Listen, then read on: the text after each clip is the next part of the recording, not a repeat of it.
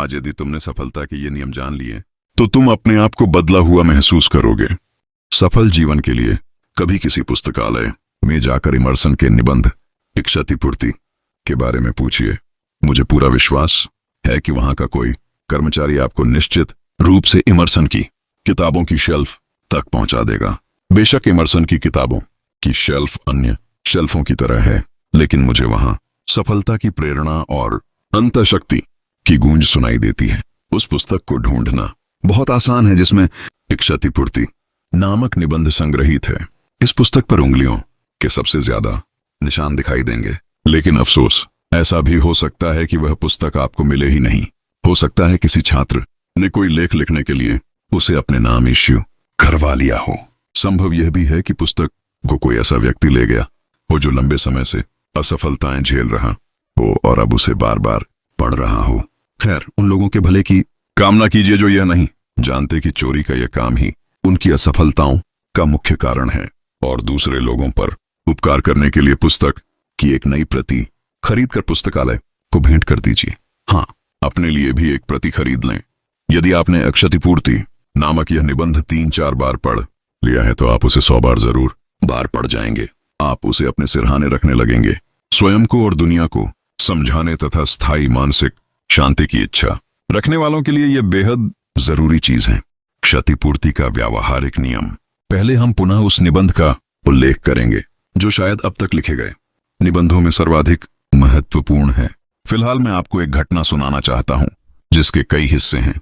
यह एक सच्ची घटना है क्योंकि मैं ही इसका पात्र हूं। जैसा आप जानते ही हैं कि मैंने अनेक गलतियां की हैं और कई बार गलत भावनाओं में बह भी गया हूं। अगर मैंने अपनी गलतियों से सीख न ली होती तो मैं खुद को सलाह देने का हकदार भी न समझता, लेकिन निश्चय ही मैंने अपनी गलतियों से सीख ली है और अनुभव से प्राप्त ज्ञान के आधार पर सफलता व मानसिक शांति अर्जित की है। लेकिन एक समय ऐसा भी आया था जब मैं ऐसे व्यक्तिगत संकट से गुजरा जिसने मुझे लगभग तोड़ सा दिया था। इस संकट का संबंध एक जोखिमपूर्ण कार्य करने से था। उस कार्य से मुझे अनुभव तो अमूल्य मिला, लेकिन हाथ कुछ नहीं लगा। मुझे आर्थिक, मानसिक और आध्यात्मिक रूप से अपने लिए एक नई शुरुआत करना जरूरी लगा। अटलांटा राज्य के चहल पहल भरे व्यावसायिक केंद्र जॉर्जिया में मौजूद होने के कारण मैंने अपने मित्र और पूर्व व्यापारिक सहयोगी मार्क वुडिंग से मुलाकात की। उसने हाल ही में शहर के बीचों बीच एक विशाल रेस्तरां खोला था। मार्क ने मुझे बताया कि उसका काम अच्छा नहीं चल रहा है। काम शुरू करने से पहले उसने इस बात पर ध्यान नहीं दिया था कि अटलांटा के मुख्य व्यावसायिक प्रतिष्ठान शाम को जल्दी बंद हो जाते हैं। उस दौर में व्यापारिक गतिविधियां शाम के बाद लगभग न के बराबर होती थीं। व्यावसायिक केंद्रों के बंद हो जाने के बाद सारे कॉम्प्लेक्स में सन्नाटा छा जाता था। इसके चलते स्थिति ये थी कि दोपहर के समय तो वह अच्छी कमाई कर लेता था, लेकिन डिनर टाइम के समय सारा रेस्तरां खाली पड़ा रहता। क्या कोई ऐसा तरीका सोचा जा सकता था कि लोग बाग डिनर उस रेस्तरां में लेना शुरू कर देते? मार्क को कोई रास्ता नहीं सूझ रहा था। मेरे दिमाग में मेरी अपनी ही समस्याएं हावी थीं, लेकिन मैं बहुत पहले ही यह बात सोच चुका था कि यदि आप अपनी समस्याएं हल नहीं कर पा रहे हैं तो बेहतर यही है कि आप किसी ऐसे शख्स से मिलें जिसकी समस्याएं आपकी समस्याओं से जटिल हों और आप उसकी परेशानियों का हल निकालने में मदद करें। मैंने अपने मित्र की खस्ता हालत पर विचार करना शुरू कर दिया। रेस्तरां में नजर दौड़ाने पर मैंने पाया कि वहां का डाइनिंग हॉल काफी बड़ा और सुंदर है, जिसमें कई 100 लोग बैठ सकते हैं। साजो सामान भी बेहद अच्छी किस्म का था। परिवहन और पार्किंग के लिए बनाए गए स्थान के पास की जगह भी उत्तम थी। लोग बाग यहाँ आसानी से पहुंच सकते थे और मजे से खा पी सकते थे।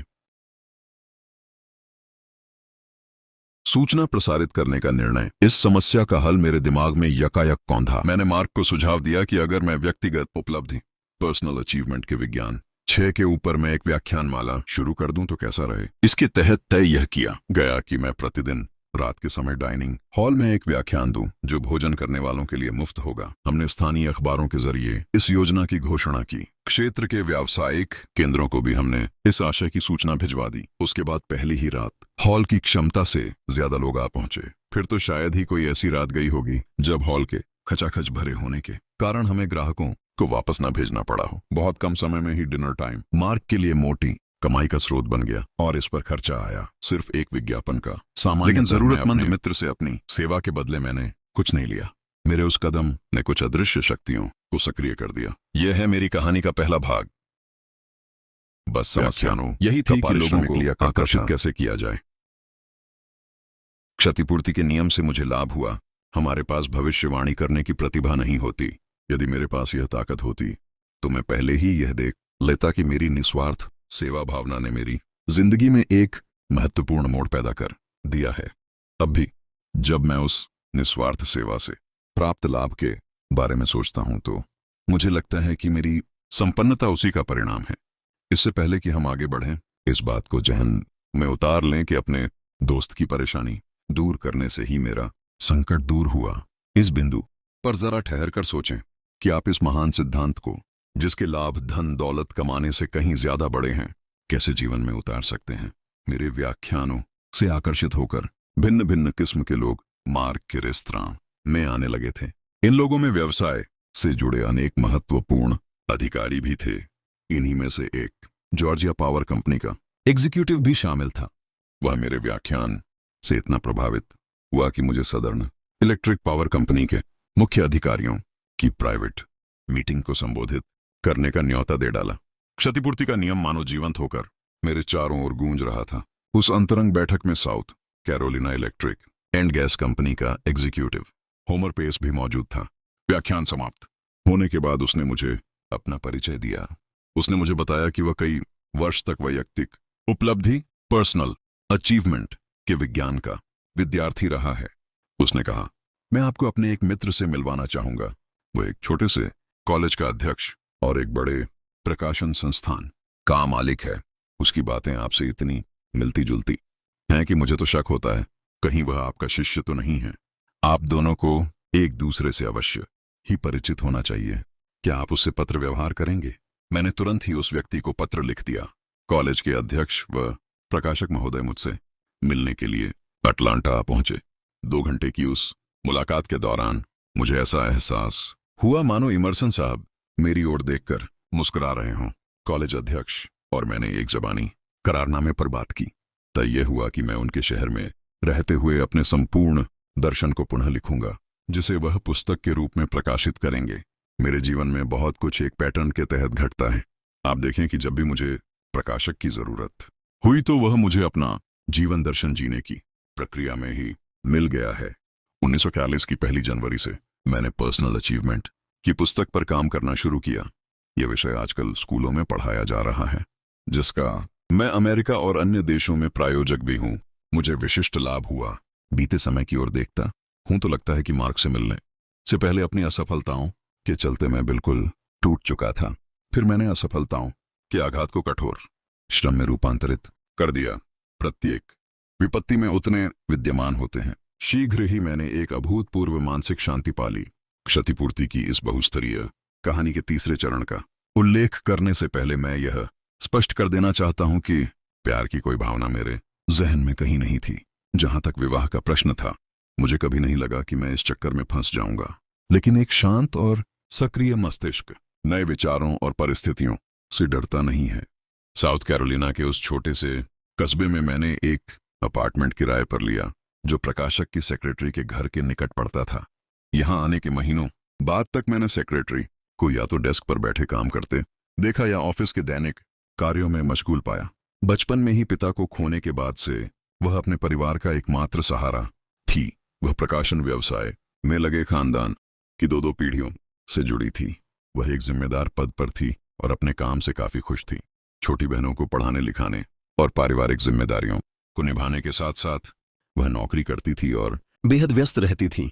शादी के बारे में उसने कभी गंभीरता से विचार नहीं किया था, बल्कि कहना यह चाहिए कि शादी की बात उसके सोच के अंतिम बिंदु पर थी। अब मुझे लगने लगा था जैसे कामदेव मुझ पर प्रसन्न हो गए थे। मैं यदाकदा सेक्रेटरी को खाने पर बुलाने लगा और अक्सर यहां वहां होने वाले कार्यक्रमों में हम साथ साथ जाने लगे। मैंने महसूस किया कि परिवार और दफ्तर के जंजालों से छूटते ही उसका व्यक्तित्व दूसरा हो जाता था, प्यारा और प्रभावशाली। वह मेरी सौतेली माँ का हूबहू अक्स लगती थी, जो मेरी निगाह में महानतम स्त्री थी। इसमें आश्चर्य कैसा कि मैं उसे पसंद करने लगा। तस्वीर तेजी से पूरी होने लगी। हम छोटी छोटी मजेदार कार यात्राएं करने लगे। रविवार की सुबह हम देहात की ओर निकल जाते और गाड़ी चलाते हुए रेडियो के कार्यक्रम सुना करते। क्षतिपूर्ति का नियम इतने अनजाने ढंग से काम करता है कि उसकी भविष्यवाणी नहीं की जा सकती। मुझे उस स्त्री से जुदा होना पड़ा जिसने मुझे बहुत गहराई तक प्रभावित किया।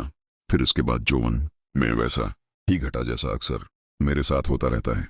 मुझे अपने प्रकाशक से हाथ धोना पड़ा।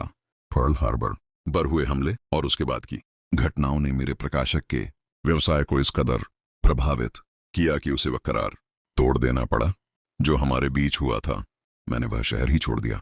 हुआ यूं कि एक प्रतिष्ठित कंपनी की मुझसे टेलीफोन पर बातचीत हुई, जिसने अपने जॉर्जिया स्थित संयंत्र के जनसंपर्क जैसे महत्वपूर्ण विभाग का कार्यभार संभालने के लिए मुझे वहां बुला लिया। जॉर्जिया में काम करते हुए मेरे सामने जीवन का वह महानतम अवसर आया जब मेरे जीवन दर्शन ने कर्मचारियों और मालिक के बीच मधुर रिश्ते कायम करने में असरकारी भूमिका अदा की।